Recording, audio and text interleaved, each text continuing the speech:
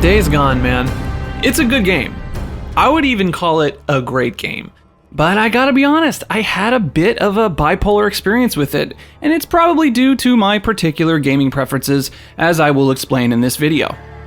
Coming from a relative novice of modern horror games, RPGs, open world adventure is more my speed, I still looked for Days Gone to sort of fill that Walking Dead hole in my heart, cause that show is just... And for the most part, it was quite successful.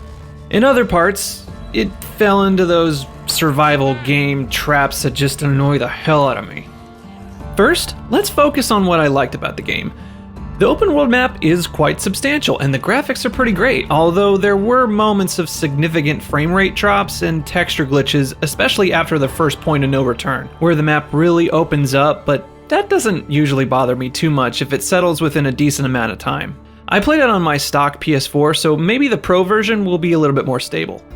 The story is bleak and entertaining, considering the post-apocalyptic atmosphere, and the relationships between the main characters can be quite charming, which is helped by the pretty spot-on acting and facial animations. Sam Witwer does a great job portraying Deacon as a troubled man struggling between his nihilistic view of this new world filled with despair and his increasing need to help those he loves despite the high probability of their death. There's a specific point near the middle of the game where the plot really takes an unsuspected turn and morphs into its own original thing, which increased my level of motivation to see where the story ended, so I strongly suggest you play this game to the end because it gets real good. Your motorcycle, which is your main mode of transportation in the game, handles well, has a feeling of heft to it as you drive through the zombie-infested backwoods, and I really enjoyed the decent level of customization options you have, from paint to performance upgrades like nitrous to give your bike a little speed boost. You got a progression system. Nice. Marketplaces to buy guns, ammo, and sell meat from hunting things living and not so living. The combat is a fine over-the-shoulder affair with a sort of Deadeye ability to slow down time. Oh, and look! You can actually pick up the guns the enemies drop! Thank you! Last of Us apparently was in this disappearing guns universe. Fighting hordes of zombies is properly daunting, but once you've progressed enough through the game and acquire the necessary bombs, traps, and such, it becomes really fun. By most accounts, this game is an awesome addition to Sony's impressive line of single-player narrative-focused games, and I have to tip my hat to them for being so dedicated to this seemingly dying style of gaming. Keep it up, Sony. Alright, with all that said, let's perhaps get to the nitpicky part of the review. I mean, this is what y'all came here for, right? You've called down the thunder. Now get ready for the boom! So look, I understand that this is a horror game, so I suspected they would throw in some stressful survival mechanics to motivate me, like having limited resources, having to force you to go into places you really don't want to. I'm not gonna, no! Emphasis on stealth. Look, I get it. Resident Evil was one of my favorite games growing up. Joseph! Scared the shit out of me, and I would even play those games with Game Shark codes on. Yeah, I cheated. Do something. Anyway, although you could classify Days Gone as strictly a horror game, it's also an open world adventure RPG light, sorta. So those realistic inner workings often present in the survival horror genre that's used to make the player have a disadvantage rub against the fun, unrealistic aspects of the other genres this game encompasses. For example, it is really fun to ride your bike through the decent-sized map, but why? Why does your bike have to run out of fuel so damn quickly? Or at all? It doesn't add any level of difficulty or stress more than annoyance. The mere fact that I have to remember to look for a damn fuel can to fill my bike if I can't make it to a settlement just feels padded on for a feeling of realism that doesn't add any fun to the game. Now, you have spots to infinitely refuel, sure, and that's what makes this tolerable, but honestly, it just felt like an unnecessary waste of time. Even Final Fantasy 15 wasn't this irritating. Upgrading your fuel tank as soon as possible is essential in this game. Another thing that made me turn my head just slightly. Why? Just why doesn't sleeping in a bed recover your health? Why?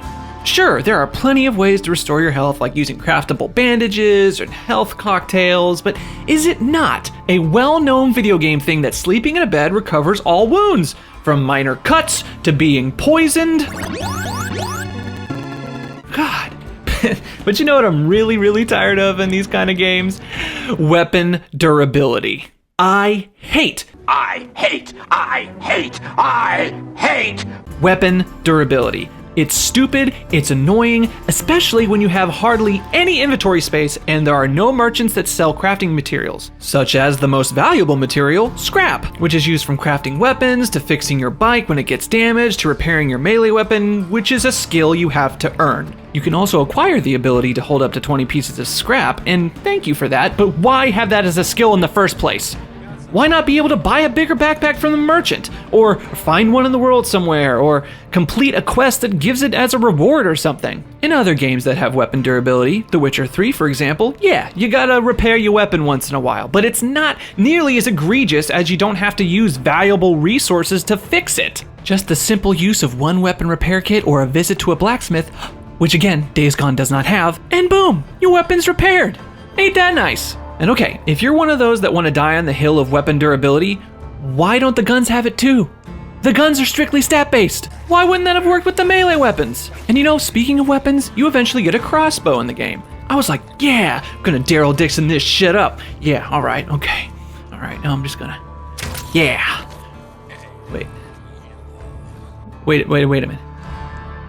Oh man, I have a chance to retrieve my crossbow bolt? Oh, that's freaking bullshit. What, do they just disintegrate in the freaking thin air? See, this is what I'm talking about. It seems like in an effort to make the player not feel overpowered in a horror game, they pulled back on some of the fun components of the RPG / open world adventure genres that they've decided to employ, which ultimately led to much frustration.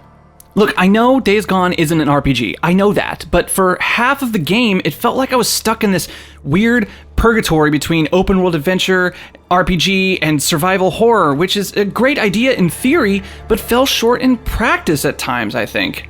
It may sound like I'm really hating on this game, and please don't misunderstand me.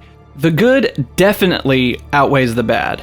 Once I had Deacon decently leveled up and acquired all the skills to hold more inventory, once I got a decent level gas tank, once I got a good gameplay loop going, I really enjoyed this game. It's just that getting to that point pulled me in so many emotional directions, I almost turned the game off like I did with my original playthrough of Last of Us. And that's a whole different story. But you know what? I eventually got over it, bit my mouthpiece down, and just continued to play. And you know what? I'm glad I did, because it actually is a really good game. And again, I cannot stress enough for you guys to get to the middle of the game where the story really threw me for a loop, and again, motivated me 10 times over to finish the game. I guess my final verdict is, even though the beginning of the game offended some of my open world RPG sensibilities, by the end of it, I was dreading the ending because I didn't want it to end. I wanted to play more. Honestly, Days Gone would be perfect if it was a bit more technically stable and added the ability to buy craftable items. But as nothing is perfect, it will be a fine addition to my humble collection. And it will definitely be replayed by me in the future when I'm itching for some good open world zombie action with an enjoyable story. But what do you guys think? Am I just way off base with my criticisms? Let me know in that comment section. I hope you all enjoyed this video. More to come. See you later.